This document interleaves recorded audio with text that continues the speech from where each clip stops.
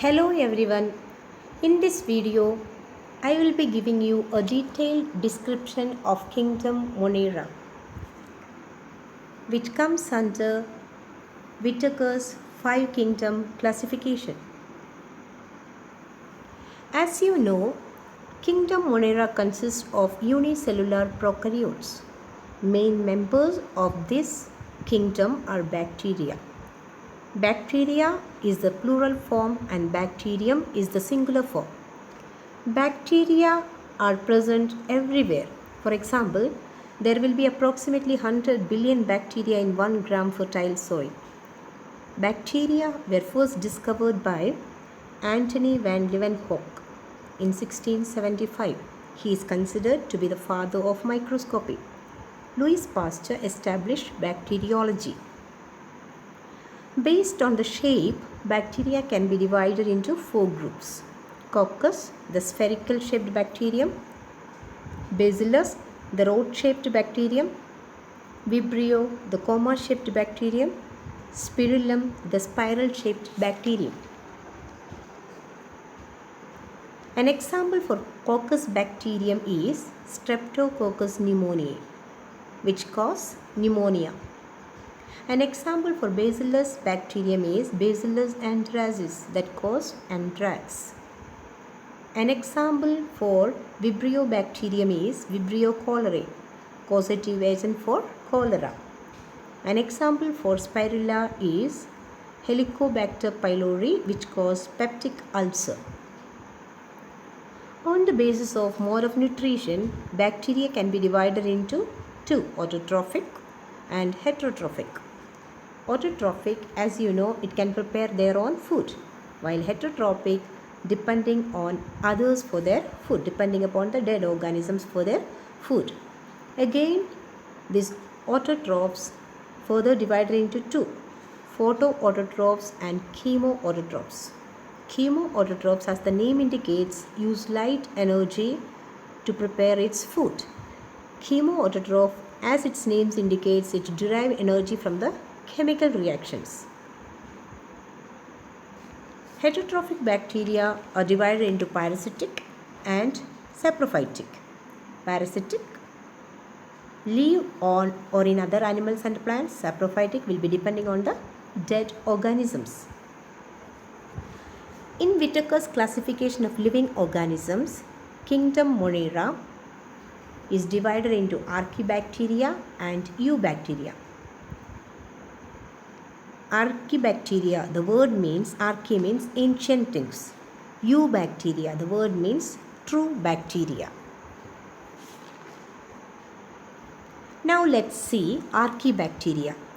A special feature about Archaebacteria is that they are found in extreme and harsh habitats where no other living forms are usually found. Example for such a habitat is volcanic hot springs, as it is shown here, volcanic hot springs.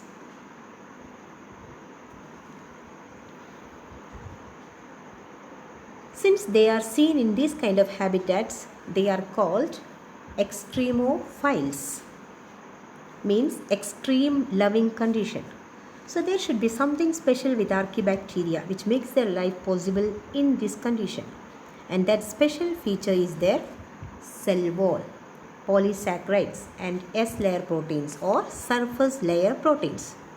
The S-layer proteins provides both physical and chemical protection. Based on where they are found, Archaebacteria can be divided into 3 groups: halophiles, methanogens and thermoacidophiles. Halophiles, you can see the image here. The word means salt loving, so they are found in extreme salty areas. Methanogens, they are found in marshy or wetland areas. They can be found in guts of cows and buffaloes. Methanogens are responsible for production of biogas from the dung of these animals. These are extremely sensitive to oxygen. And the third group, thermoacidophiles, means both heat and acid loving. They are seen in hot, sulfur springs. As I have explained in the part 1, in 1977, Carl Uze discovered archaea as a different kingdom because he understood archaea were a different sort of life form on the basis of ribosomal RNA analysis.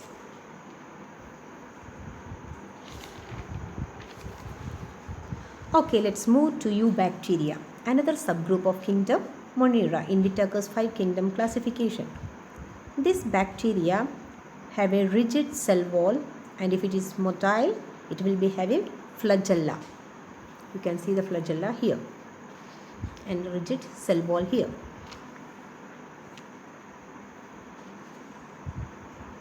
In the basis of mode of nutrition, Eubacteria are of two types. They are autotrophic and heterotrophic. As you saw before, autotrophs they prepare their own food, while heterotrophs depend upon others. Now let's see the first one, autotrophic, photosynthetic autotroph. Cyanobacteria are the main photosynthetic autotrophic bacteria. They were previously called blue-green algae but remained as cyanobacteria, because the word now refers to eukaryotic algae, but cyanobacteria are prokaryotic organisms. They can be colonial as well as filamentous. Some of them are toxic or non-toxic. An example for toxic are cyanobacterial algal blooms. When you can see that when the eutrophication occurs in the water bodies, that is, when too much nutrients are discharged into water bodies due to rain, this will result in the increased growth, resulting in cyanobacterial algal blooms. They grow well quickly, but they are short-lived. There will be a lot of dead organic matter which starts to decay. This decay process will consume dissolved oxygen in the water, causing a reduction in the oxygen of the water. When the oxygen in the water decreases, what will happen? Of course, the animals and the plants in the water bodies may die in large numbers. Coming to next, non-toxic cyanobacteria. Some of them like Anabaena and Nostoc are very helpful as they fix atmospheric nitrogen into inorganic compounds. They can be used for the plants also. Enzyme nitrogenase is responsible for nitrogen fixation. It brings about reduction of nitrogen into inorganic nitrogen compounds. Oxygen will destroy nitrogenous activity. So, now a question arises in your mind. As cyanobacteria are photosynthetic organisms, they will give more oxygen as a byproduct of photosynthesis, and this oxygen can destroy the nitrogenase enzyme. So, how do they protect nitrogenase? Okay, let me explain. This picture shows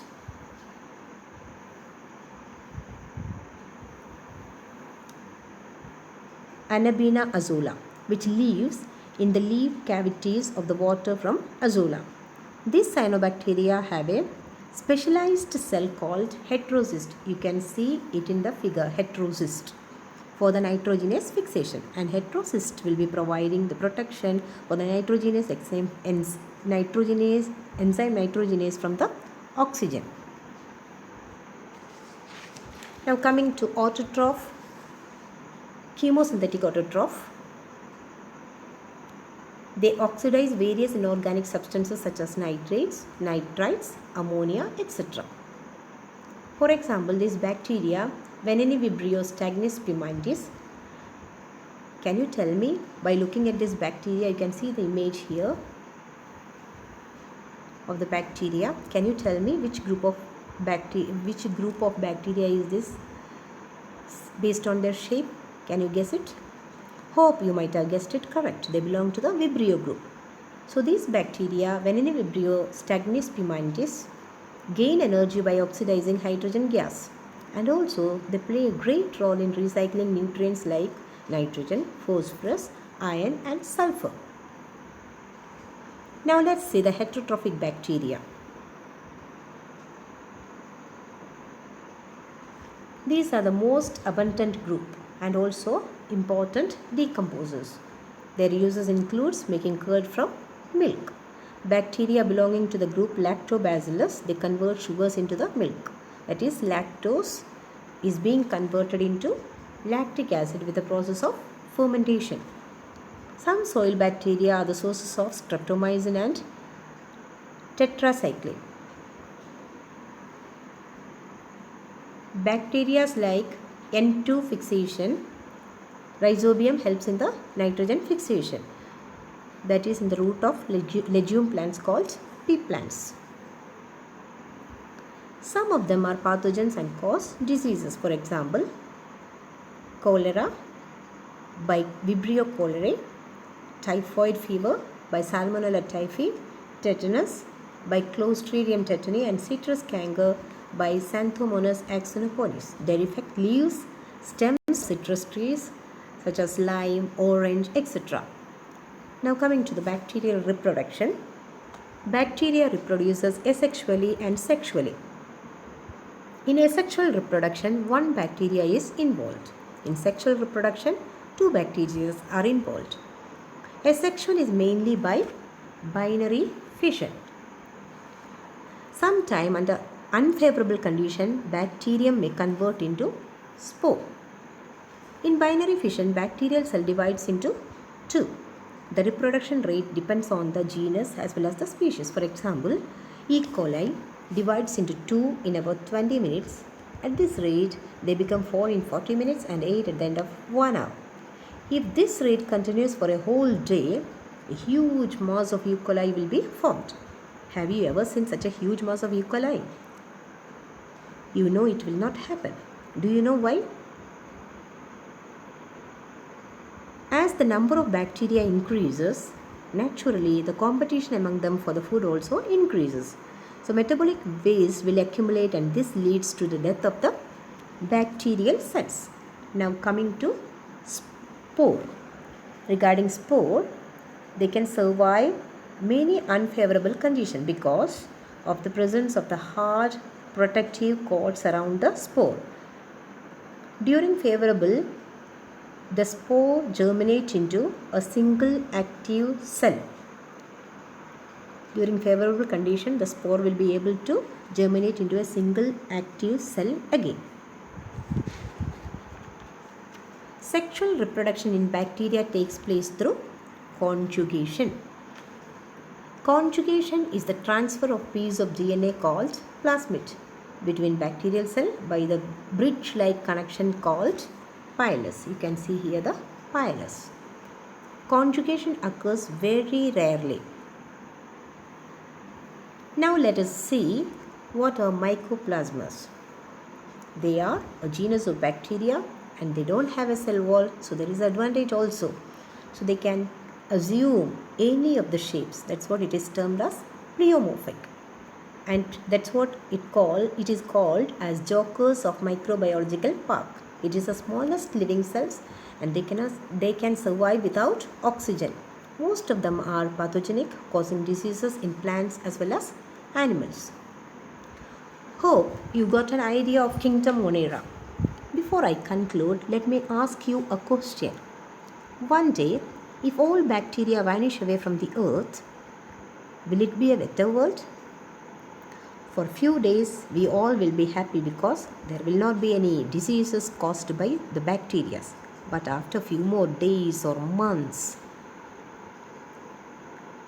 we will realize that those bacteria are very helpful for us because the waste we throw away will not be degraded like today because the bacteria are the major decomposers and if it will not be there and degradation will not occur.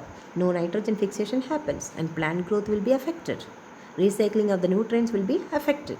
So science and technology may help us to live for few more years, but finally we also will be vanishing. So let them be there on the earth. Let the bacteria live on the earth.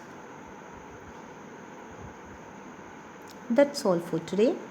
We will see other kingdoms in detail coming days. Thank you so much. And there is a homework for you today.